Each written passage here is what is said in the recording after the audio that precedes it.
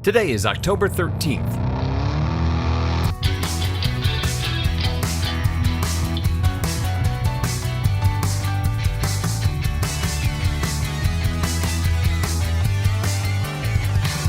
It's the 287th day of the year, and this is the On This Day podcast. On this day in 1792, the cornerstone of the White House is laid in Washington, D.C., back before it was even known as the White House. Back then, it's just called the Executive Mansion. Some people come to call it the President's Palace. There is no great fanfare on this day. There is no ceremony, just a few spoken words. A brass plate is attached to the stone, and then the work on the President's house continues for the next 8 years. Where exactly the cornerstone is laid seems to be lost to history. There are lots of rumors that the Freemasons inscribe a secret message on the brass plate, or leave a time capsule inside the stone, or even that they remove the stone after it's laid on this day, but before the rest of the foundation is laid, secreting the cornerstone away for secret and nefarious rituals. 'Cause that's what Freemasons do, right? In the late 1780s, the current site of the District of Columbia is selected, with both Maryland and Virginia ceding territory to the new federal government, upon which the founding feds build the nation's capital. In 1790, the Residence Act is passed, loosely defining the new capital, and in 1791, the act is amended to allow President George Washington to decide on the actual location and design of the Capitol. That same year, President Washington appoints the French-born architect Pierre L'Enfant to plan the city. The first public building to be built is the President's House. A design competition is held, and the winning design is by an Irish architect named James Hoban. He beats out future President Thomas Jefferson, who submits his design for the house anonymously. Hoban's design is classical, inspired in part by Leinster House in Dublin, the site today of Ireland's Parliament. The president makes a few changes to Hoban's design, lopping off a floor and widening the structure, and then the plans are approved.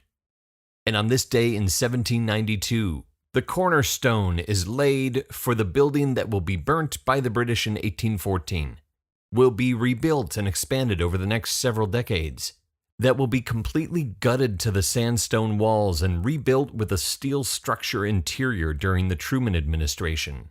The building that is the seat of power for the most powerful human in the world. So help us God. On this day in 1958, A Bear Called Paddington is published. It's the first appearance of one of the most beloved characters in children's literature, Paddington Bear. Paddington is born from the mind of British writer Michael Bond, and Michael Bond is born in Newbury, Berkshire, in 1926. Bond's mother is an avid reader, so he has a lot of books at his disposal as a young lad. She loves the mystery books, but Michael develops an affinity for adventure stories, such as Bulldog Drummond and the Swiss Family Robinson. He devours books, but he's not a strong student in school. He feels like an outsider, and from time to time, he pretends to be sick to avoid having to go to school altogether. He leaves school at age 14 and picks up odd jobs, one as an assistant radio engineer at the BBC.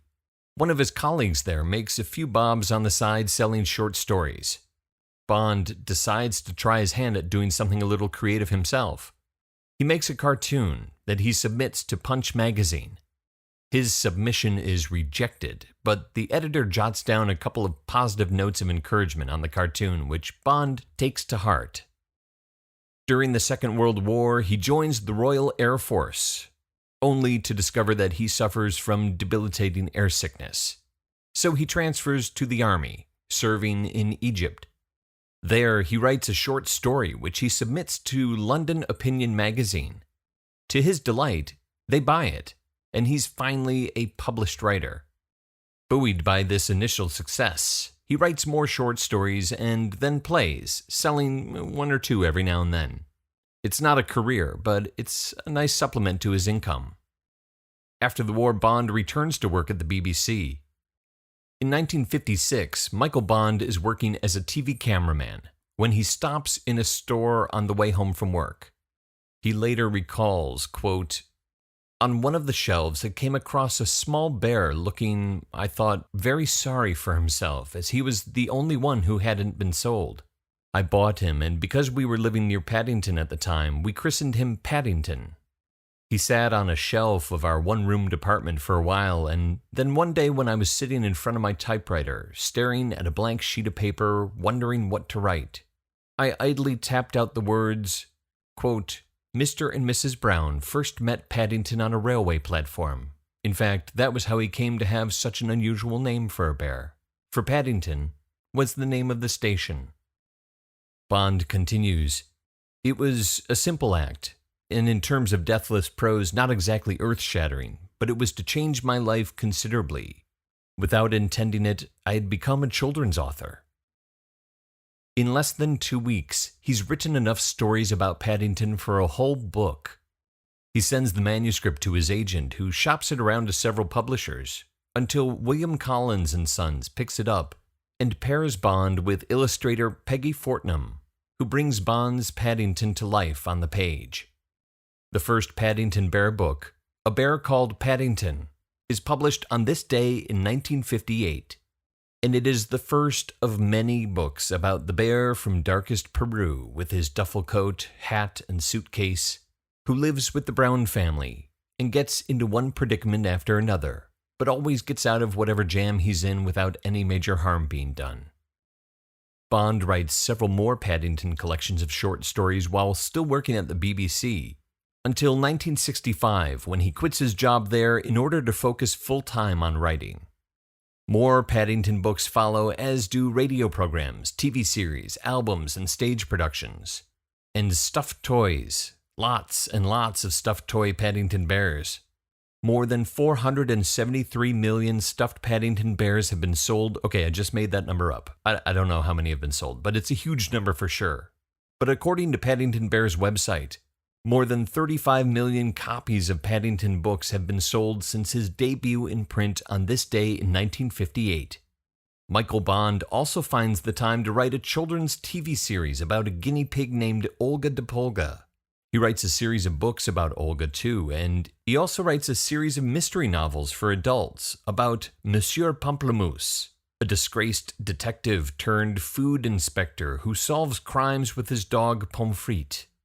Michael Bond, who turns 90 at the beginning of 2016, has written well over 100 books since his first Paddington Bear book is published on this day in 1958.